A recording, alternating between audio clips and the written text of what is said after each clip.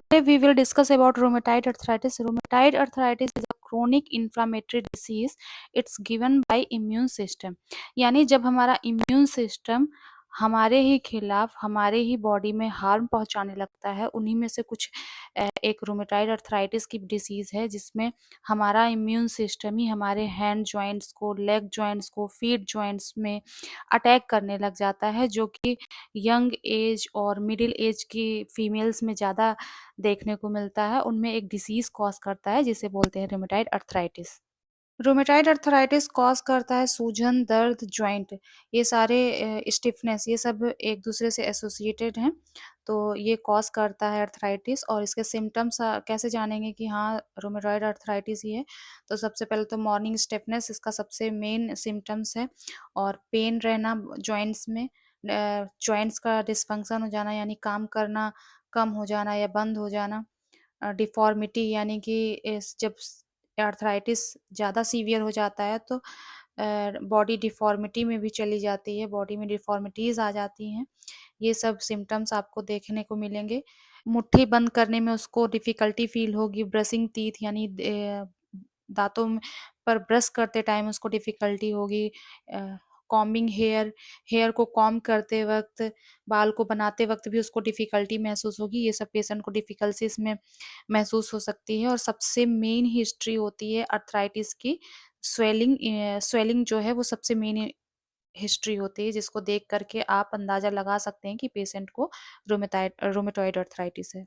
Most commonly ये rheumatoid arthritis small joints में तो दिखाई देते हैं, साथ ही साथ लार्ज जॉइंट्स में भी दिखाई देते हैं, जैसे शोल्डर जॉइंट्स, नी जॉइंट्स, ये भी अफेक्टेड हो सकते हैं। ये अदर पार्ट जैसे कि बॉडी के अदर पार्ट्स को भी अफेक्ट करते हैं, जैसे लंग्स को, आइज़ को, हार्ट को, स्किन को, इनको भी अफेक्ट करते हैं। इस बीमारी में सबसे ज़्यादा अफेक्टेड महिलाएँ होती हैं, वुमेन सबसे ज़्यादा अफेक्टेड होती हैं, मेन की अपेक्षा वुमेन ज़्यादा अफेक्टेड होती हैं। एज ग्रुप जिसमें ये दिखाई दे सकता है तो 30 से 45 एज ग्रुप में ये ज़्यादा दिखाई देता है आपको। आगे हम कंटिन्यू रखेंगे, बट इससे पहले सबसे इम्पोर्टेंट मैं आप सबसे रिक्वेस्ट है कि इस चैनल को सब्सक्राइब कर लीजिए, साथ ही बेल आइकन को भी दबा लीजिए ताकि ऐसे ही इंफॉर्मेटिव वीडियोस आप तक रेगुलर पहुंचते रहें। तो चलिए शुरू करते हैं। Rheumatoid arthritis is a different type of osteoporosis, यानी कि जो रूमेटाइड अर्थराइटिस और ऑस्टियोपोरोसिस में लोग कंफ्यूज रहते हैं कि क्या दोनों एक ही हैं या दोनों डिफरेंट हैं। तो रूमेटाइड अर्थराइटिस एक डिफरेंट टाइप का ऑस्टियोपोरोसिस है, ना कि वो ऑस्टियोपोरोसिस है।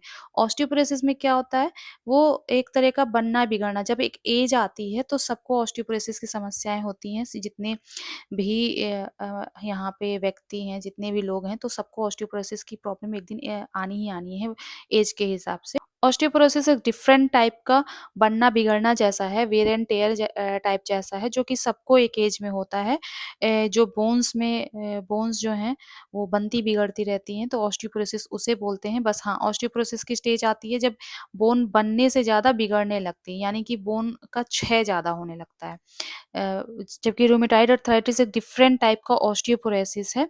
तो जबकि रूमेटाइड अर्थराइटिस सबसे ज़्यादा यंगर एज ग्रुप में आपने देखा होगा, क्योंकि ये इम्पॉर्टेंट है कि रूमेटाइड अर्थराइटिस अर्ली स्टेज में भी अगर पता लग जाता है तो आप इसकी चपेट में आने से बच सकते हैं, यानी कि जो इसके सीवियर डिफॉर्मिटीज़ सामने आते हैं उनसे आप बच सकते हैं। बहुत सारी स्टडीज़ में बताया गया है कि अर्लियर स्टेज में अगर आप रूमेटाइड अर्थराइटिस को ट्रीट कर लेते हैं, ठीक कर लेते हैं, तो जो डिफॉर्मिटीज़ आने वाली होती हैं रूमेटाइड अर्थराइटिस के कॉम्प्लिकेशन से, उससे आप प्रिवेंट कर सकते हैं अपने आप को, यानी कि उससे आप बचा सकते हैं खुद को। बट ये डिफॉर्मिटीज़ जो है डिसेबिलिटीज़ में भी बदल जाती हैं। कब बदल जाती हैं?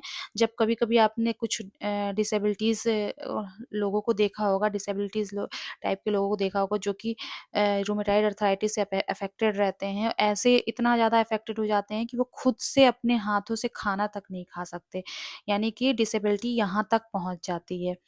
तो इन सब से बचने के लिए अगर आप अर्ली स्टेज पे रूमेटाइड अर्थराइटिस को डिटेक्ट कर लेते हैं, तो आप इससे बच सकते हैं। सौभाग्य से हमारे पास रूमेटाइड अर्थराइटिस की मेडिकेशन मौजूद हैं, जो कि अर्थराइटिस की सीवियरिटी को ठीक करने में काम आती हैं, यानी कि सीवियरिटी को प्रिवेंट करती हैं। इस तरह से हम पेशेंट को जल्दी ठीक कर सकते हैं। तो उम्मीद है आपको रूमेटाइड अर्थराइटिस की जानकारी पसंद आई होगी। तो अगर आप इस चैनल पर नए हैं तो सब्सक्राइब कर लीजिए और साथ ही साथ बेल आइकन को भी दबा लीजिए। और अगर वीडियो पसंद आया हो तो लाइक करें, शेयर करें और आपकी कोई क्वेरी हो तो उसे भी ज़रूर पूछें। हम आपको आंसर देने की पूरी कोशिश करेंगे। Okay, thank you.